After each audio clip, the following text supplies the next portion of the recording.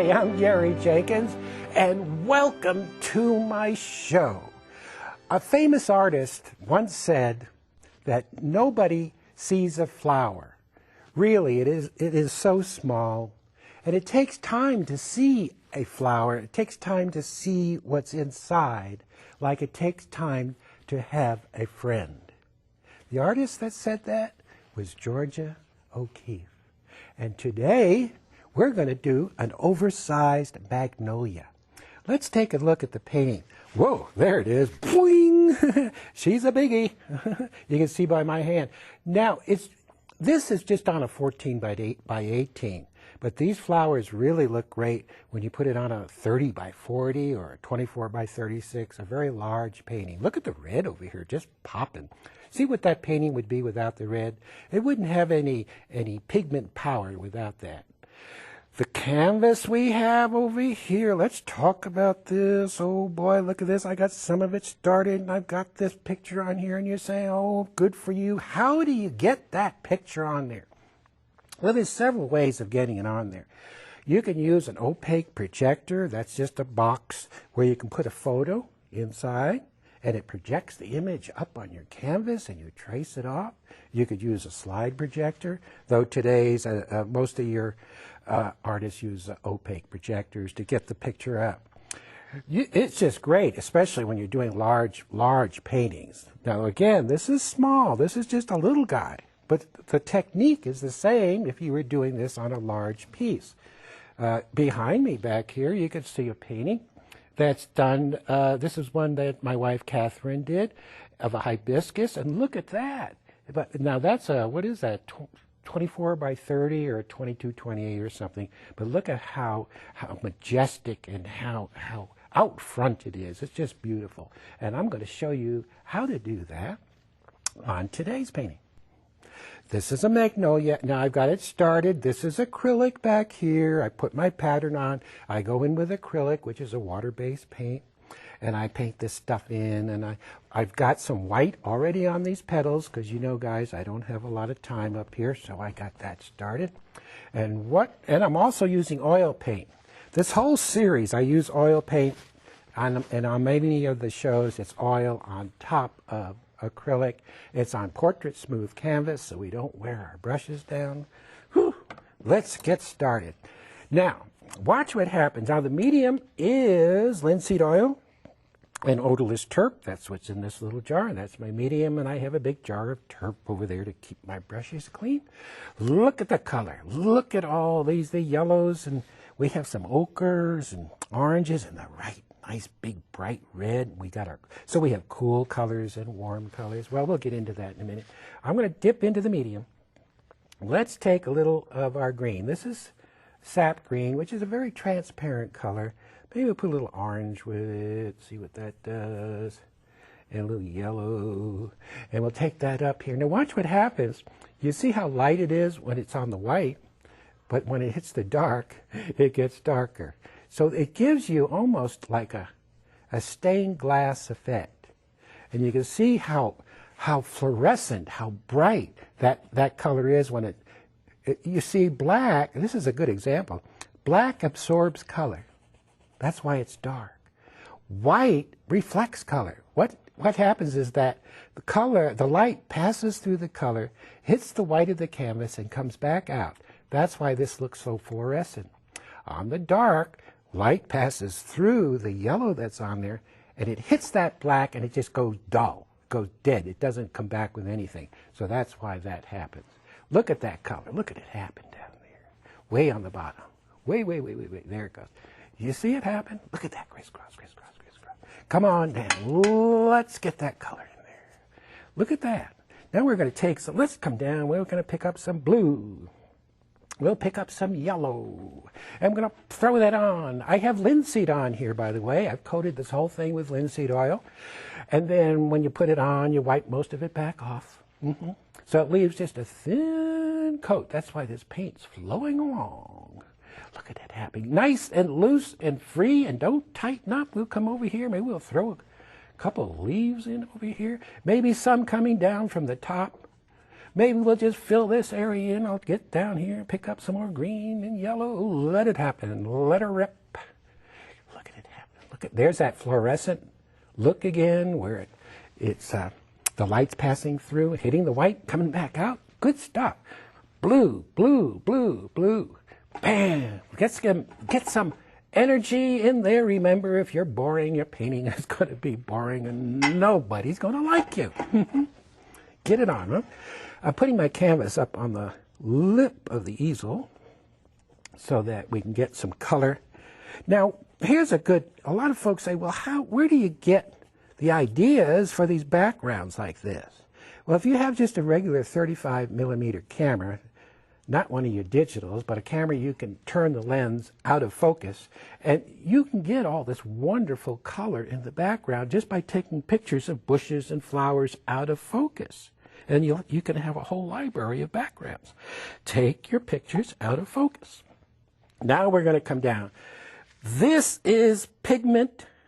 This paint has pigment. Watch what happens. Watch out for that paint it's soft, it's full of fillers, it has nothing in it. Watch the color. Watch it pop. You see the energy. Boom, boom, boom, boom. Yes, yes, yes, yes, yes, yes. We're going to come down and pick some orange straight out of the tube, very dry. Ba-boom. Ba-boom. Yes. Do it, honey. Let's get up here and boom. Look at, you see the strokes are curved. There's curved strokes and not straight. Straight strokes don't have any energy. But you must put your strokes down and curve it in. Better get on that flower before I'm saying, don't forget to stop and smell the roses, and I'll see you next time, and there'll be no magnolia. Let's come up here. Well, let's come down to the palette and let's see what colors we can find down here. We're going to put, now remember, I have white already on some of these petals. Let's take, and I like to work from dark to light. So we're going to take some of this purple, which is basically red. And if we want to darken it, I just put a little green with it. I'm going to come in here and show a shadow coming out, flat. And remember, now I have white already on here because I don't have a lot of time. Of course, I know if you have trouble getting this on the canvas, the pattern will be in the book. So you can just trace her on down. Now I'm going to go around here and find these shadows. Now this is probably the easiest painting, or at least one of the easiest paintings in the whole series that I'm doing for you, all the shows, because you have your pattern, and all I'm going to do is go around and find these darks on there. You're going to go, you sure it's that easy? And I say, yes. Watch it go in. Remember, I have white. That's why it's blending down here. This is the shadow. If you put your shadows in first, the shadows hold the whole painting together. You're going to find that once these shadows are in, you don't really have to do that much to the painting to make it happen. I'm going to pick up a little blue. To make it come to life. I put just a little blue to get a little more of a kind of a cool shadow. Got a little too warm. And maybe a little in there. And we have quite a shadow back here because there's a petal showing from behind. Now down on the bottom, yellow and orange, yellow and orange. Very dry. We're working dry, guys. Don't even think about putting any medium. And turn the brush to the side to get these veins coming down. Yeah, look at it. Ooh. Now if you get too much happening down here, too many veins are not quite working for you, you can always take, notice how I'm going across, which really rolls the edges nicely, but we're going to get a little more purpley color in there, get a little darker. See? Mm-hmm. Turn that brush to the side, really get those veins going all the way down in there. Another, we'll take a little more of this purpley, a little blue, and we'll get a little shadow. Whoa, push down hard, keeps you from shaking. The more hairs you have on the canvas, the less you'll shake. Oh, there's a little dark edge right there. See if we can get that. I'm going to take some blue and purple. And let's get up in here and turn that edge. And then, with that dark in there, we can take our white and come up here and sneak that right in there. You see how it just curved that edge over? Cool. Now, this is very hard in here. So, remember I had white on those petals. And we'll just blend it on over. Yep.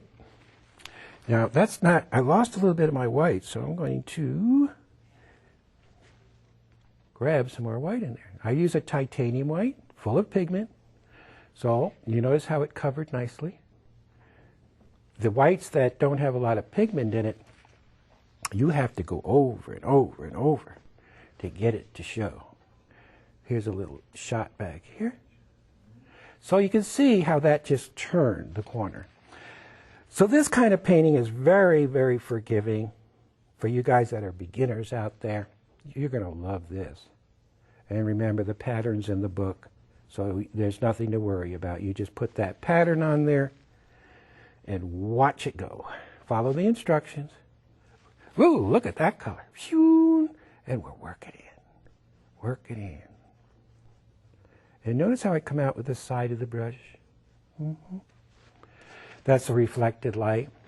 We'll take our purple, blue, a little more blue, and let's get a nice shadow. That might be a little heavy. We're going to take some of this gray over here. Calm it down a little bit. There it is. And again, remember I have white on here. And you're going to turn your brush to the side. And in it goes. Now, right in here, there's some reflected light coming out of there. Let's take a little red and orange. And we're going to get a nice bright light coming. Oh, yes. You see it happening? Georgia O'Keeffe would be proud of us. Look at that.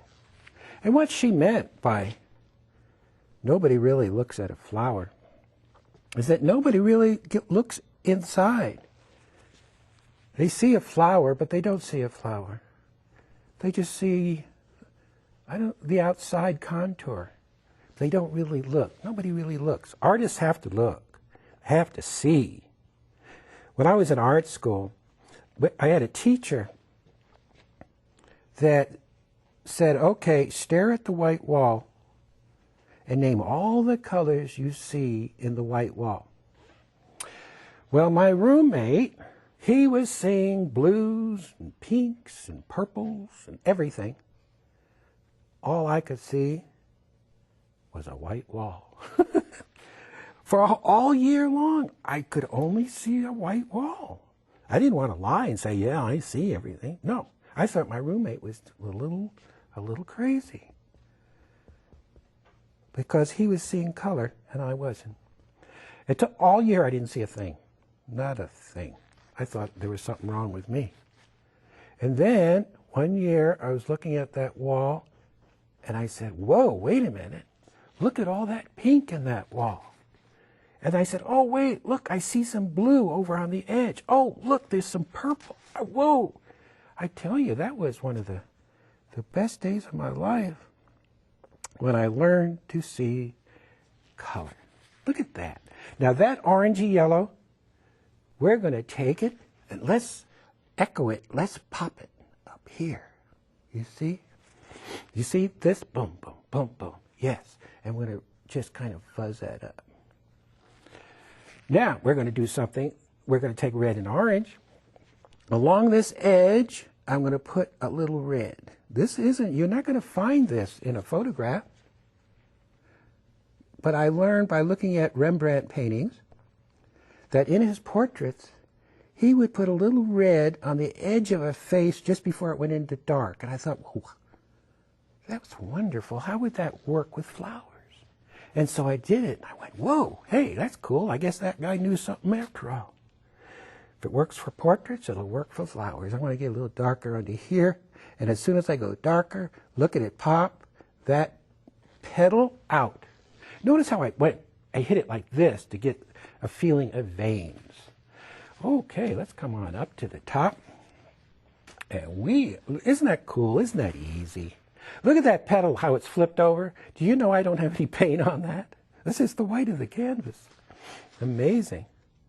I've been painting for, I hate to say how many years, and I'm amazed at what happens, how things happen. Get some white up in here. Now, I can see my white is being eaten up by that yellow. So what you can do is you can take a towel and wipe it back down and let the white of the canvas show through to give you that very light effect that you want. Sometimes, watercolorists use the white of their canvas. Well, why can't we? Of course, we're using oil, but there's no reason why we can't have the best of both worlds. Good old oil paint. Remember, we're using paint that has plenty of pigment. And of course, these backgrounds, these acrylic backgrounds that I'm doing on the show, they jumpstart your imagination so that you can really get into your painting. On some of our technique tapes, we will get into that in more depth for you, because I know I just don't have enough time to get into it for you. There's a nice petal there. We're going to take our white. We'll find another. Now, I already have white on the petals, but I'm putting more on there, and I'm just pulling that together. And pull it down. Less is better. Less is always better. There's a gray shadow over here. Let's get that in. Comes underneath. Look at that. Some shadows you just put in gray. But maybe that gray would have a little color, but not yet. We're going to get this gray going. When you're in doubt, when you don't know what color to use, always use gray. Gray will be just tinted. You can start out with gray and then tint a little color into it when you're not too sure. Sometimes, because colors change in the light, you can look at the color of a flower in the afternoon, and then during the evening, it changes to another color. It drives you crazy. Especially the shadows. They can all change. You guys that do landscapes outside, they go outside and paint, and it's called plein air painting. Well, when I was painting outside, they called it painting outside. But all of a sudden, they got these fancy names connected to everything. So, look at that go in. There's our shadow. We're going to take a little, our mauve and white, and just put a hint of that in there. Maybe there's a little hint of some veins coming in there. Well, I guess we better get started on our... Oh, I want to put a little reflected light over here. I forgot. Whew, you guys have more time at home than I do, so you don't have to go as fast as I'm going. Let's take a little yellow and let's put a little shot right in there. And then use your blending brush. Don't forget your blender.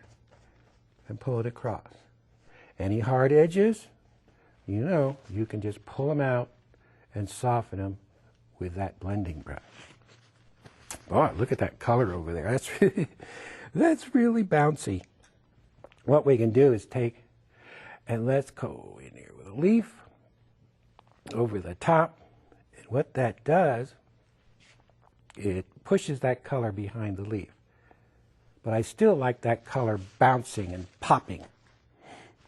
So, we do all kinds of paintings on this series. Some are the more traditional roses and flowers, and some are a little bit more on the modern side, like this one. And remember, this painting looks so much better when you paint it big. Now, we've got an inside. We've got this little thing in there, but we have to lay color in behind. So we'll take a little medium, little yellow, orange, and we'll put a very thin coat in here of yellow and orange. Just setting it up for our little things to go on top. A little more white, as it gets a little lighter up here. And I think before we put our little detail on the center, we want to pull a little more of this out here. Yeah. Cool. All right. How we doing? Not too bad. We're going to use let's come down to the palette. This is our round brush. We'll take a little green and sienna. And we'll come in here and put these little seed things in here. Now, they kind of curve, so you don't want to just put them in straight. In it goes. Around, around, around, around.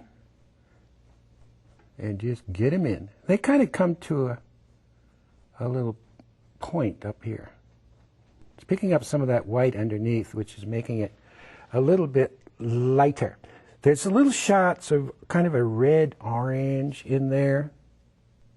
Just little hits. Now, this is still a push down, pull up stroke, push down and pull up.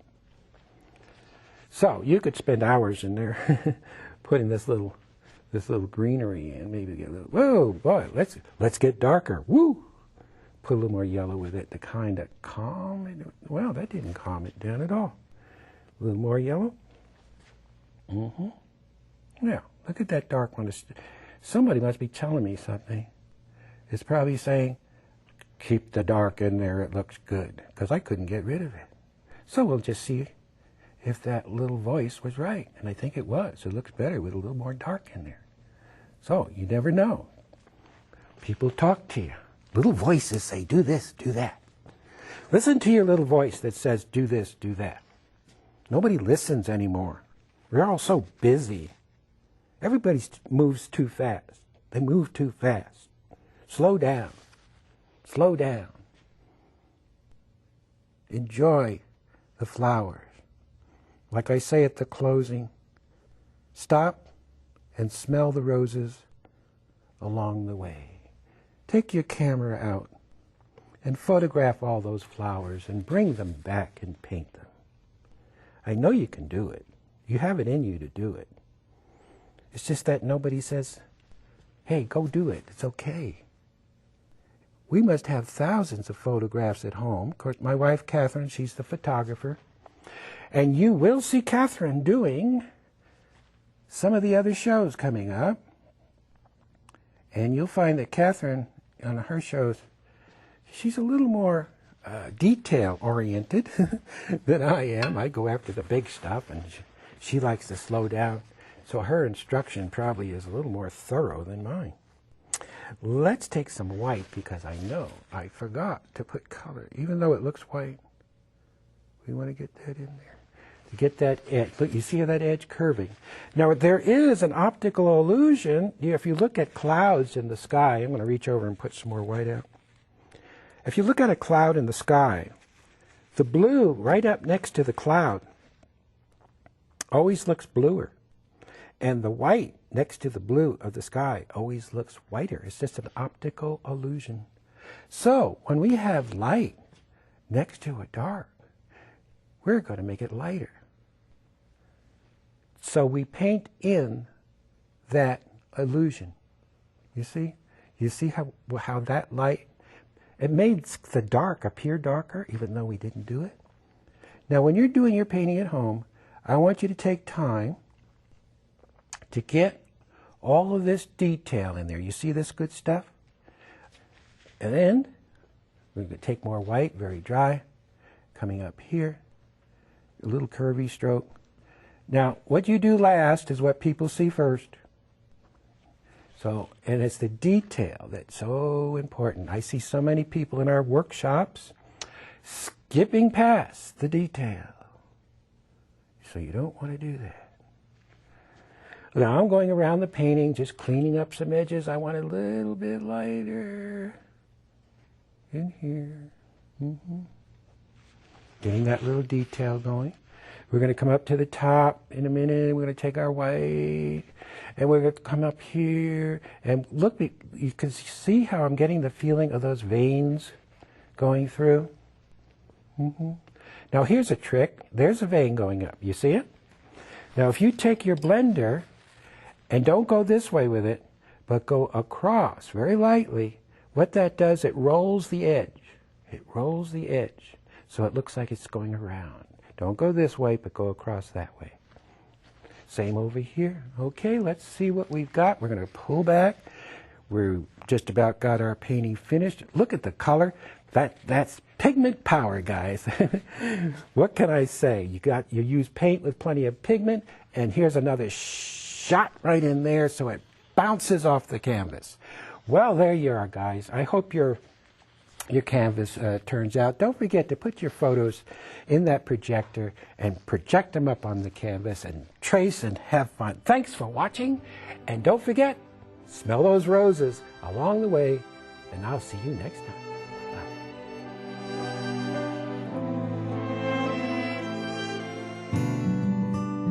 Er is een schitterend nieuw boek uit van Gary Jenkins. Boordevol tips en prachtige voorbeelden. U heeft dit nieuwe boek al in huis voor slechts €35. Of bestel voor dezelfde prijs de gloednieuwe 3-uurs DVD met Nederlandse ondertiteling. Gary Jenkins leert u alle geheimen van zijn schildertechnieken. Kijk voor bestelinformatie op omroepmax.nl of teletextpagina 332.